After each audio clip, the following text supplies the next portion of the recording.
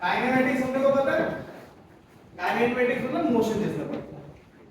तो काइनेमेटिक्स में हमने पढ़ना था motion in one dimension and motion in two dimension, ऐसे मोशन इन थ्री डायमेंशन के लिए, ठीक। लेकिन अभी फिलहाल हम मोशन इन टू डायमेंशन पे रेस्ट्रिक्ट करेंगे फिलहाल, ठीक है। तो काइनेमेटिक्स के बेसिक कॉन्सेप्ट हमें क्लियर है। क्या क्या कॉन्सेप्ट क्लियर है? स्पीड क्या होता है, वेलोसिटी क्या होता है, एक्सेलरेशन क्या होता है, इक्वेशंस ऑफ मोशन क्या है, कैलकुलस कब लगाना है और कैलकुलस कब नहीं लगाना है, कब इक्वेशन ऑफ मोशन से क्वेश्चन सॉल्व हो जाएगा।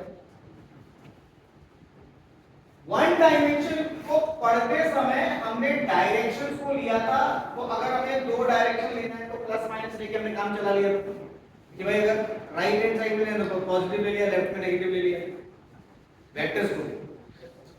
लेकिन अब ऐसा नहीं है। अब हमने समझा है कि अगर हमें मोशन को प्लेन में पढ़ना है, यानी कि टू डायमेंशन में पढ़ना है, तो कोई जरूरत थोड़ी कि डायरेक्शन आगे पीछे ऊपर नीचे दाएं बाएं ही हो, ये बीच में भी हो सकता है टेढ़ा मेढ़ा। तो उसके लिए हमने बेसिक पढ़ा है वेक्टर्स, समझे? वेक्टर्स का बेसिक पढ़ा। अब मैं आपको वेक्टर्स में एक मेन कॉन्सेप्ट अभी मतलब बता चुका, लेकिन दोबारा बताता हूं, ठीक है। बेसिक थोड़ा बहुत वेक्टर का पता पड़ गया अपने को, तो उसमें मैंने आपको एडिशन ऑफ वेक्टर्स बताया। एडिशन ऑफ वेक्टर्स को डिराइव नहीं किया था ना हमने, एडिशन ऑफ वेक्टर्स को डिराइव नहीं किया, ठीक। एडिशन ऑफ वेक्टर्स और वेक्टर कंपोनेंट, ये दो चीज अभी हम सीख लेते हैं।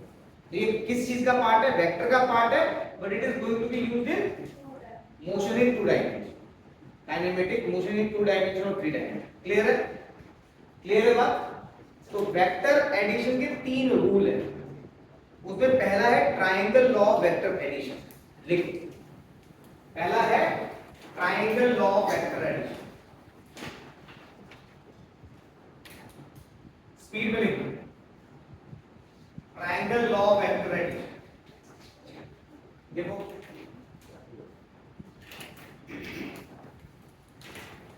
देखो, if two coplanar vectors, अब coplanar vectors क्या होता है हमें पता पड़ चुका है। if two coplanar vectors can represent, if two coplanar vectors can represent two sides of a triangle, if two coplanar vectors can represent two sides of a triangle both in magnitude and direction, both in magnitude and direction, if two coplanar vectors can represent two sides of a triangle both in magnitude and direction taken in same order, comma डाल के taken in same order, taken in same order, then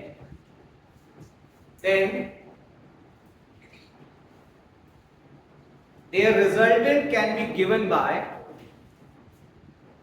then their resultant can be given by third side of the triangle, third side of the triangle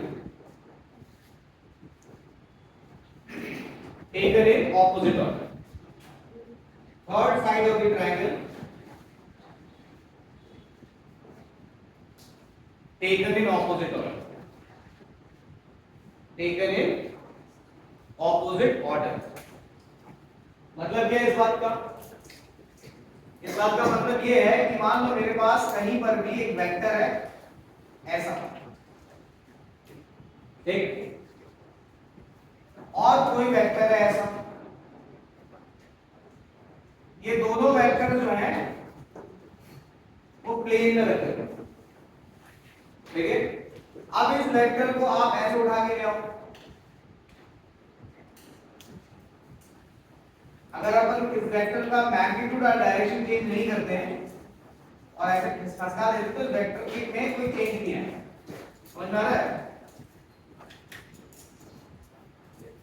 ये हो गया आपका एक vector, इस vector को नाम दे दिया आपने, और इस वेक्टर को ऐसे खसकाओ, ऐसे यहां पर आपको जगह लगाओ, ऐसे खसका के लाओ, वेक्टर को आप ऐसे ऐसे लाइन में खसका दो, इस वेक्टर को क्यूब खसका के यहां, तो आपको लिखना है तो कैसे कि दोनों को सेम ऑर्डर में लिया, एक का सर दूसरे का पैर।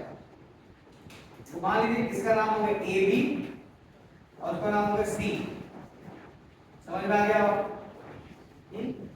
तो ये कह रहा है कि अगर हमारे पास दो वेक्टर्स हैं जो कि कोप्लेनर है और वो किसी ट्रायंगल के दो साइड को रिप्रेजेंट कर रहे हैं, taken in same order both in their magnitude and with direction, then their resultant will be given by third side of the triangle but taken in opposite order, but taken in this is the resultant of p plus q. This is resultant vector r vector that is equal to p vector plus q vector. All right, now let's derive कि ये जो resultant है इसका magnitude कितना आएगा और direction क्या होगा, कैसे लिखते हैं? तो कभी भी याद रखो किसी भी वेक्टर के बीच का जो एंगल होता है उनके डायरेक्शंस के बीच का होता है। जैसे अगर मान लो कहीं पर आपको एक वेक्टर दिया हुआ है वेक्टर p और ये वेक्टर दिया हुआ है वेक्टर एक वेक्टर दिया हुआ है वेक्टर p और एक वेक्टर दिया हुआ है वेक्टर q और यहां पर एंगल 30 डिग्री, ठीक, यहां पर एंगल कितना है 30 डिग्री। अब तुम लोग पूछेंगे भैया इनके बीच का एंगल कितना है, तो आपको ध्यान रखना पड़ेगा कि इसका डायरेक्शन इधर है और इसका डायरेक्शन इधर है, ये वाला एंगल होगा, हालांकि लकीर यहां पर ये भी 30 डिग्री है, ये भी 30 डिग्री है। अगर मान लो एक वेक्टर ये है वेक्टर p और एक वेक्टर है वेक्टर q और ये एंगल दे रखा आपको 150 डिग्री, तो दोनों वेक्टर्स के बीच में एंगल कितना है 150 डिग्री नहीं है, तब इसका डायरेक्शन किधर है इधर, इसका डायरेक्शन किधर है इधर, इनका डायरेक्शन के बीच का जो एंगल है वो ये है, कितना हुआ 30 डिग्री। तो वेक्टर्स के दो वेक्टर्स के बीच का जो एंगल होगा हमेशा उनके डायरेक्शन के बीच का एंगल, ठीक है ना? ये इसको आप हस्ताक्षर के पूछ से पूछ मिला, समझ में आ गया? तो यहां पर अपन समझते हैं कि यहां पर अगर मान लो ये वेक्टर p था और ये q था, ये जो एंगल है वो इनके बीच का एंगल है, this angle is plus theta, मान लो तुमने थीटा क्लियर हुई बात? थोड़ा सा बड़ा डायग्राम, थोड़ा सा बड़ा बना उसको बराबर लाने के लिए मैं ठीक है आपको समझ जाएगा ना बराबर कैसे लाना, अभी मैं थोड़ा मैग्नीफाई करके बात, ये हो गया वेक्टर p, ये हो गया वेक्टर q और ये इनके बीच का एंगल थीटा, इसको नाम दिया मैंने a, इसको नाम दिया मैंने b, इसको नाम दिया मैंने c, और ये हो गया resultant, this is the resultant r vector equal to vector p plus vector, ठीक। मान लेते हम यहां से एक परपेंडिकुलर इसको ड्रॉ कर सकते हैं 90, ठीक। तो अभी कुछ दिन पहले मैंने बताया था किसी भी ट्रायंगल में आपको परपेंडिकुलर को लिखना हो, सॉरी बेस को लिखना है, परपेंडिकुलर को लिखना है, तो हाइपोटेन्यूज के टर्म्स वगैरह आपको लिखना होगा।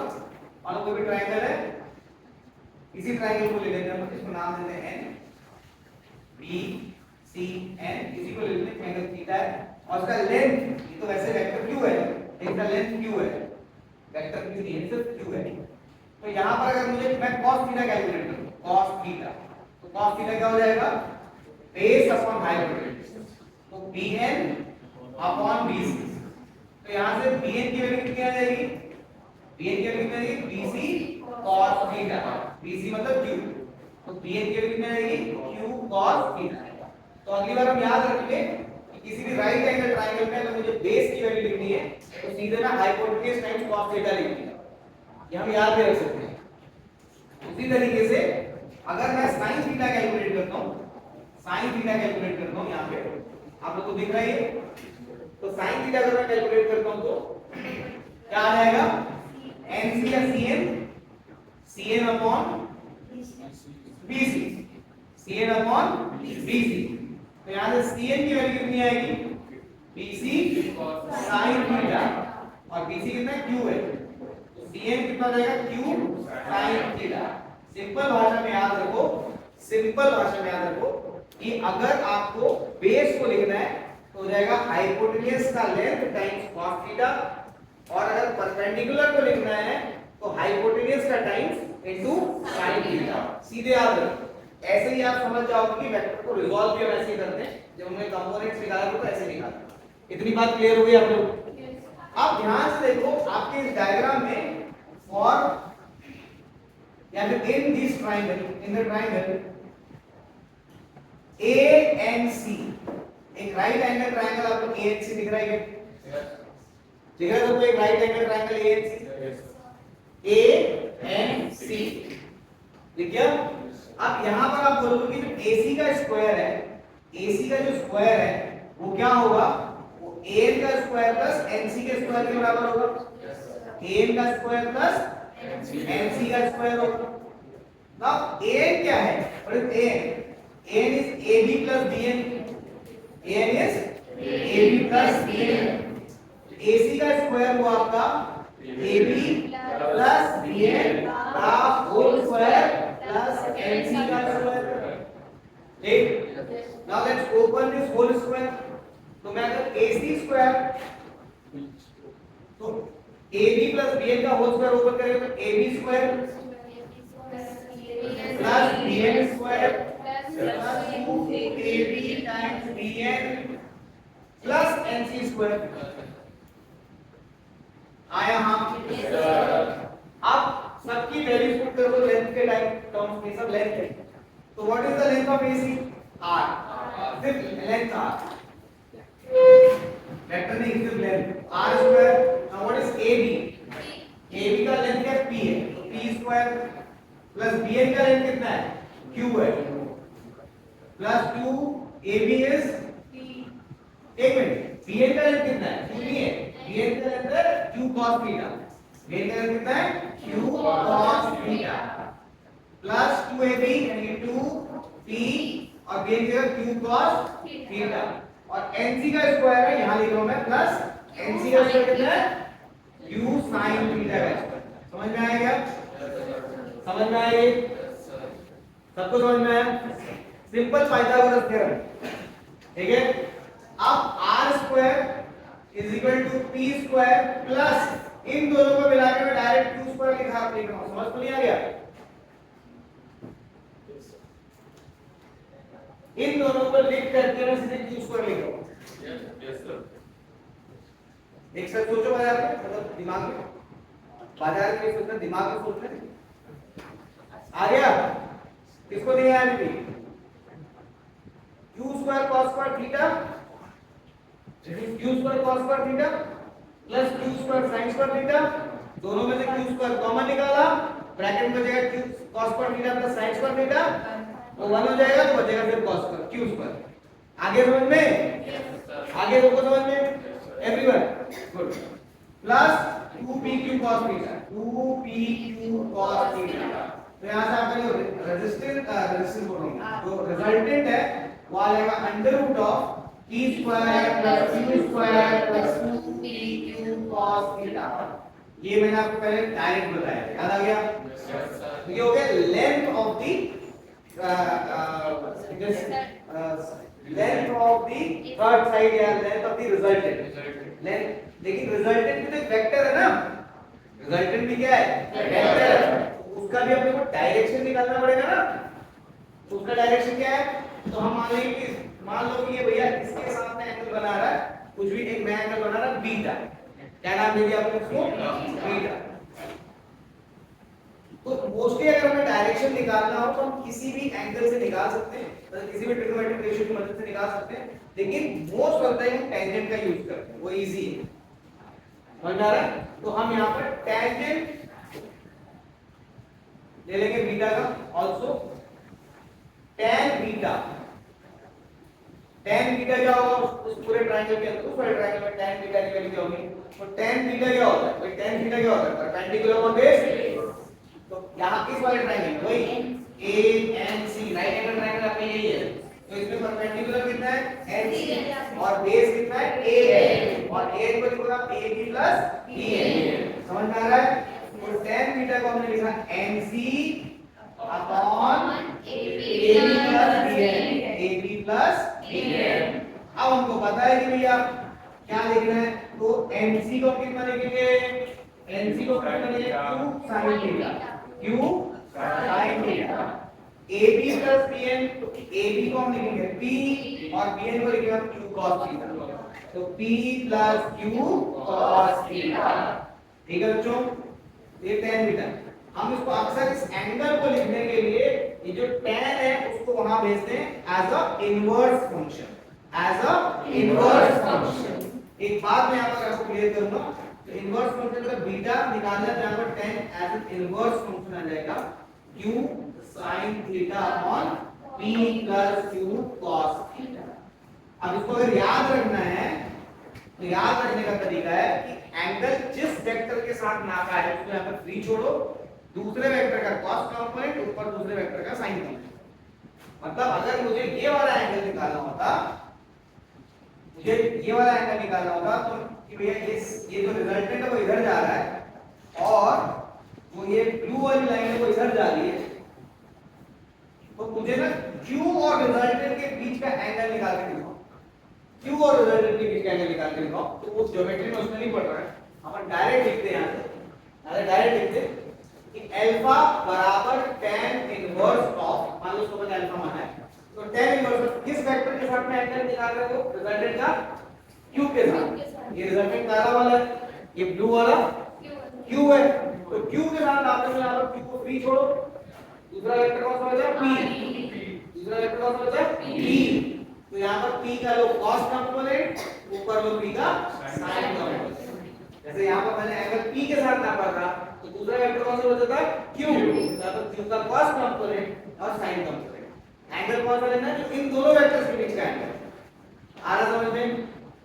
अब एक एग्जांपल लेते हैं, समझ आए इसका। एक एग्जांपल लेते हैं कि मान लीजिए हमारे पास दो फोर्सेस हैं, एक फोर्स है जो 5 न्यूटन का है और दूसरा फोर्स है वो भी 5 न्यूटन का है, और वो 120 डिग्री के एंगल पे रहता है। कितने डिग्री के एंगल पे रहता है?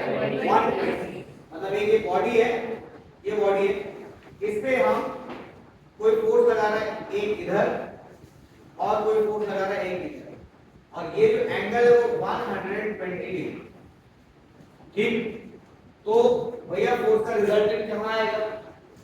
ठीक, तो रिजल्टेंट कहां आएगा? तो सबसे पहले हम क्या करेंगे, ये एक फोर्स लगा, फिर एक ये फोर्स लगा, तो उसको खसका के से इसका पैर इसके सर पर रख देंगे, इसका पैर इसके सर पर रख देंगे। ठीक, अब अगर दोनों बराबर लग रहे तो मैग्नीट्यूड भी बराबर होगा, नहीं लगता। तो ये हो गया आपका वेक्टर P, ये हो गया वेक्टर Q। तो जो रिजल्टेंट है वो इसके पैर से इसके सर की तरफ होगा, ये होगा वेक्टर आपका R। ठीक, हमने ऑब्वियसली इसको सिंबॉलिकली बनाया है, मैग्नीट्यूड और डायरेक्शन का हम कैलकुलेट करेंगे। तो इनके बीच में एंगल ये 120 डिग्री का दिया है, आपका वेक्टर P और वेक्टर Q का। निकालेंगे कैसे? हम ये निकालेंगे भैया, रिजल्टेंट का जो मैग्नीट्यूड आएगा, बहुत ही इंटरेस्टिंग है, इससे मैंने एक क्वेश्चन दिया, बहुत इंटरेस्टिंग है। रिजल्टेंट का मैग्नीट्यूड आएगा P का स्क्वायर, ये 5 दिया हुआ था, 5 न्यूटन दिया हुआ था, P का स्क्वायर प्लस Q का square plus Q cos 120 degree. और थीटा कितना है? 120 डिग्री। cos 120 डिग्री को लिखो गया 90 प्लस 30, तो 90 मतलब पाई बाय 2, तो पाई बाय 2 प्लस थीटा, तो odd multiple of pi by 2 है, 1 into pi by 2 plus theta. तो कौन से क्वाड्रेंट में चला गया? सेकंड क्वाड्रेंट में चला गया। सेकंड क्वाड्रेंट में साइन का cos हो जाएगा, तो साइन, तो क्या हो जाएगा? cos 90 minus cos 90 plus theta है, cos 90 प्लस थीटा क्या होगा? sin theta. Odd multiple of pi by 2 तो चेंज होगा, sin थीटा। और कौन से क्वाड्रेंट में जा रहा है वो? सेकंड क्वाड्रेंट में। तो सेकंड क्वाड्रेंट में cos क्या होता है? नेगेटिव होता है। तो ये हो जाएगा आपके पास, यहां पर थोड़ा सा बता रहा हूं आपको, cos 120 डिग्री को लिखूंगा गया cos 90 प्लस थीटा, और जब भी यहां पर 90 का ऑड मल्टीपल, पाई बाय 2 का ऑड मल्टीपल मतलब 90 का ऑड मल्टीपल, ये ट्रिग्नोमेट्रिक रेशियो पलट जाता है, मतलब अपने कॉम्प्लीमेंट्री में चला जाता है, तो ये होगा sin थीटा। अब इसका आपको साइन लेना है कि भैया इधर पॉजिटिव लगाना है नेगेटिव लगाना है, तो वो डिपेंडिंग अपॉन द क्वाड्रेंट। तो ये 90 प्लस थीटा कौन से क्वाड्रेंट में? Second quadrant. तो सेकंड क्वाड्रेंट में cos क्या होगा? पॉजिटिव या नेगेटिव?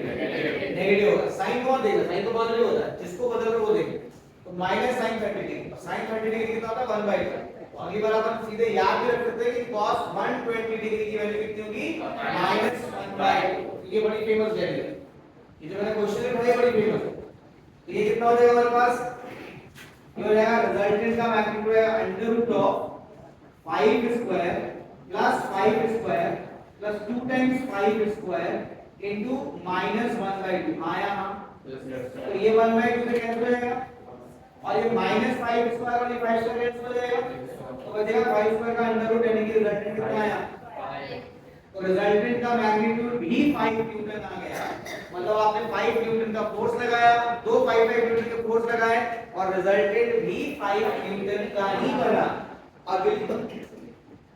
अगली बार एज अ ट्रिक या टिप इसको याद रख लो कि जब बराबर मैग्नीट्यूड के दो फोर्स, बराबर magnitude 7 Newton 7 Newton 10 Newton 10 Newton या कोई भी दो वेक्टर जो मैग्नीट्यूड बराबर है, अगर वो 120 डिग्री के एंगल पे काम करेंगे तो रिजल्टेंट का मैग्नीट्यूड भी बराबर है, रिजल्टेंट का मैग्नीट्यूड भी बराबर है।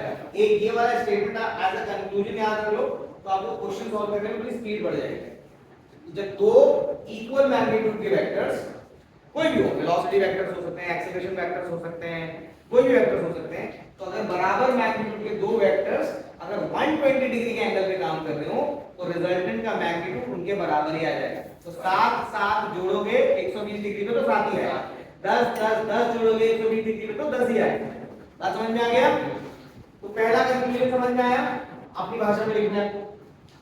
दूसरा, जब भी आप रिजल्टेंट निकाल रहे हो तो आपको देखना है कि आपने इसका एंगल कितना है, इसका डायरेक्शन बताना है, इसका डायरेक्शन बताना है। तो यहां से आप बताओगे कि भैया जो बीटा है वो आएगा tan इनवर्स ऑफ इस वेक्टर के साथ आता है p के साथ, तो p को फ्री छोड़ेंगे प्लस दूसरे वाले वेक्टर का भी मैग्नीट्यूड लगेगी उतना ही है, लेकिन उसका cos कम करेंगे, cos 120 डिग्री, cos 120 डिग्री और यहां पर sin 120 डिग्री। समझ आया क्या? अब जैसे cos 120 डिग्री तो ये निकाल लिया आपने, अगर आपको sin 120 डिग्री निकालना हो तो sin 120 डिग्री को क्या लिखोगे आप, sin 120 डिग्री को लिखोगे आप cos 90 sin 120 डिग्री को लिखोगे आप sin 90 प्लस 30 और sin 90 प्लस 30 को लिखोगे आप cos 30 और cos 30 और यहां पर sin का सेकंड क्वाड्रेंट में पॉजिटिव होता है और cos 30 डिग्री की वैल्यू कितनी है √3/2, ये आंसर आएगा प्लस √3/2। समझ आ गया? यहां पर देखो तो बीटा की वैल्यू आएगी tan inverse of 5 times √3/2 upon 5 minus 5/2। समझ आया ना, ये 1/2 की केस है, तो 5 माइनस 5/2 कितना होगा 5/2, 5/2 बचेगा ना, और ऊपर का 5/2 और नीचे का 5/2 कैंसिल, तो बचेगा beta equal to tan inverse of √3।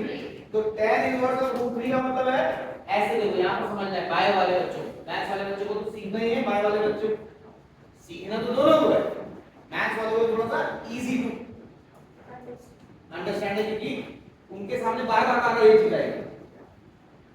तो ये बेसिकली है, ये एंगल है, तो आप कैसे बोलते हैं कि tan √3 कौन से एंगल पे होता है, tan की वैल्यू √3 कौन से एंगल पे होता है, हां 60 डिग्री। यहां से बीटा कितना आ गया 60 डिग्री। अगली बार एक और कंक्लूजन याद रखो, सेकंड कंक्लूजन यहां पे याद रखो। इस क्वेश्चन को देखकर मैंने आपको दो कंक्लूजन स्टेटमेंट्स निकालने की कोशिश की है। पहला स्टेटमेंट ये है कि जब दो इक्वल मैग्नीट्यूड के वेक्टर्स 120 डिग्री के एंगल पे काम करेंगे तो रिजल्टेंट का मैग्नीट्यूड भी उन वेक्टर्स के बराबर होगा। एक ये चीज समझ में आ गया जनता। दूसरा याद रखो कि अगर दो वेक्टर्स इक्वल मैग्नीट्यूड के हैं, उनके बीच में एंगल कुछ भी हो, फिलहाल कुछ भी हो, 10 डिग्री हो, 20 डिग्री हो, 50 डिग्री हो, 120 डिग्री हो, कुछ भी हो, रिजल्टेंट हमेशा उसको बाइसेक्ट करेगा, उस एंगल को बाइसेक्ट करेगा। मतलब अगर आप इधर देखना चाहते हैं ना कि ये काम कैसे कर रहा है, अगर आप वेक्टर वाइज देखना चाहते हैं कि काम कैसे कर रहा है, एक वेक्टर लग रहा है यहां पर और उतना ही बड़ा वेक्टर लग रहा है ये, तो एक और लॉ दिखाऊंगा मैं, पैरेललोग्राम लॉ वेक्टर एडिशन, तो ये आपका रिजल्टेंट आएगा इधर। ध्यान से देखोगे ना तो ये और ये एक तरीके से एक जैसे दिखेगा, और ये वाला एंगल 120 डिग्री का, तो ये यहाँ पर और यहाँ पर दोनों के बीच में आ जाएगा, ये दोनों वेक्टर का 60-60 बनाएगा। जैसे स्लिंग शॉट होता है ना, स्लिंग शॉट, तो स्लिंग शॉट में जब आप धागे को खींचते हो, वो इलास्टिक को खींचते हो, तो दोनों इलास्टिक सेम फोर्स लगाते हैं, तो उनके बीच का जो एंगल होता है उसके बिल्कुल बीच से निकलता है वो जो पत्थर उसमें आप लगा के रखते हो, वो रिजल्टेंट हमेशा उन दोनों के बराबर एंगल करेगा, यानी जो टोटल एंगल को बाइसेक्ट करेगा। तो दो वेक्टर्स अगर बराबर मैग्नीट्यूड के, वेक्टर्स का मैग्नीट्यूड अगर बराबर है तो रिजल्टेंट एंगल को बाइसेक्ट करेगा, रिजल्टेंट जो है एंगल को बाइसेक्ट करेगा। ये कंक्लूजन सेकंड है, समझ में आ गया आपको यहाँ तक? हाँ, टोटल एंगल को बाइसेक्ट करेगा। मतलब अगर मान लो दो फोर्सेस है, दो न्यूटन और उनके बीच का एंगल 5 डिग्री है मान, तो इन दोनों का रिजल्टेंट जो होगा वो ऐसा बीच से निकलेगा, 2.5 डिग्री का एंगल बनाएगा दोनों के साथ। समझ में आ गया? सर तो tan इनवर्स में था तो 60 वो सुना नहीं था कि जैसे tan इनवर्स √3 लिखा है, इसका मतलब ऐसे पढ़ना है कि tan की वैल्यू √3 कौन से एंगल पे है,